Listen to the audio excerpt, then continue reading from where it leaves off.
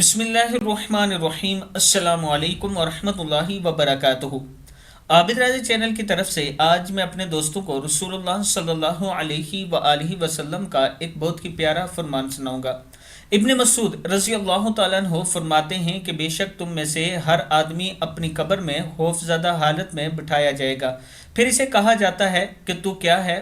پس اگر وہ مومن تھا تو کہتا ہے میں اللہ کا بندہ ہوں، زندہ حالت میں بھی اور موت میں بھی میں گواہی دیتا ہوں کہ اللہ کے سوا کوئی الہ نہیں، یعنی معبود نہیں، اور بے شک محمد صلی اللہ علیہ وآلہ وسلم اللہ کے بندے اور رسول ہیں۔